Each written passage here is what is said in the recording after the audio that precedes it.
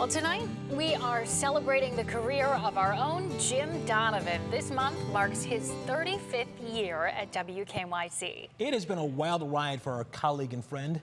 Let's take a look at Jim's continuing incredible journey. What a year for George Karl and the Cleveland Cavaliers. 1985, the year a curly-haired sportscaster started working here in Cleveland. 35 years later, we pay tribute to someone who can turn a phrase and capture a moment magnificently. One word captures this energy, this wit, and this style: Jimmy. When you call out Stipe Miocic, you call out all of us here in Cleveland, Ohio. And when you do call, ask for Russ and Sarah, and I'll be right behind them. Jim grew up in South Boston. He loved sports, especially the Bruins, watching games alongside his dad.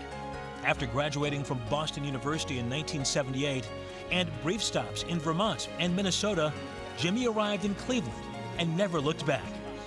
Life was hectic, covering the Browns, Cavs, Indians, Cleveland Marathon, even the Soapbox Derby.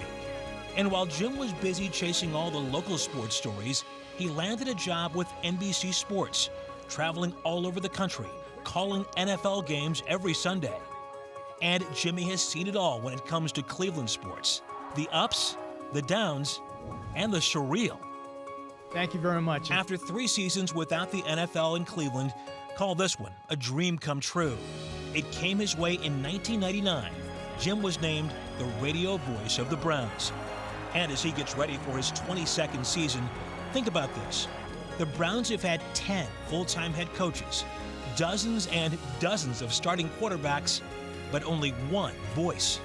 Green stutter step, he's through. First down, 40, 45, 50, 45, 40. Run, William, run. There goes Chubb. He's to the 30, 20, 10, 5. Touchdown, Shabba-lubba hub. It's a job Jimmy cherishes and doesn't take lightly for the most loyal fan base in all of sports.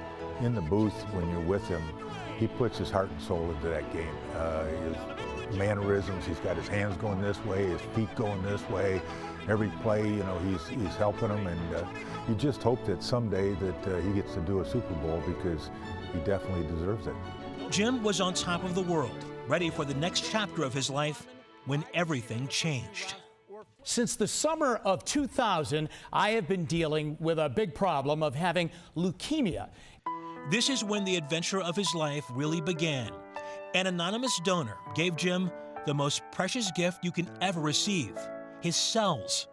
Jim sat in a room at the Seidman Cancer Center for a full month, going through the scary process of a bone marrow transplant. There were bumps in that road, spiking fevers of 105. Yes, the thought of not making it crossed his mind, but Jimmy kept fighting and fighting.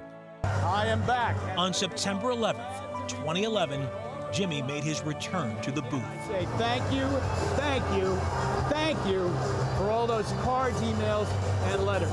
Mike Nugent will kick it off. And with a clean bill of health, he returned to work at Channel 3, where we watch him every night, delivering the sports on What Matters Most and What's Next, and hosting Front Row. Boston may be home, but Cleveland is where his heart is. Jimmy, a gift that arrived in 1985 that we are all able to unwrap every night, and of course, every Sunday afternoon. The Browns have won it. Wow. Very nice. Thank you very much. Man, the guy that narrated that, I could listen to him read the phone book all day long. Does it feel like 35 years? No, it really doesn't. Time really does fly, I have to tell you. When I came here, and I came here from Burlington, Vermont, back in 1985, you signed typically 3-year contracts, but there were 13-week windows inside the first contract that I signed here, meaning if they didn't like you every 13 weeks, they could let you go. So it wasn't that I was worried about me liking Cleveland. I was worried about Cleveland liking me. 35 years, 13 weeks at a time, huh? Yeah, unbelievable. Yeah. It's worked out. It is fascinating to work with Jimmy, to sit next to him. We talk about this all the time. You should know, we're reading our news from a teleprompter. Yes. When Jimmy comes on, they turn the teleprompter off. It's all from up here. It's all from up here, and it is just fun and fascinating and an honor to sit next to you. Well, thanks. It's a lot of fun sitting with all of you, and through all of the other people that I've sat with here for so many years. This has been a lucky town for me. Met my wife here. lived out my dream to become the voice of the Cleveland Browns, a job that I take. Anytime that anybody says you're the voice of the Cleveland Browns, I have to tell you, no matter where it is and no matter when it is, a tingle goes down your spine, and it's because of the great tradition of the guys that had it before me. Wow. He's not going anywhere, folks. Just No, we're celebrating him, but he's got 40, 45, you know. Yeah. Yeah. I don't know. A lot of 13 weeks. 13 weeks at a time. All right, my friend. We'll see you later in sports. Thanks. Thanks.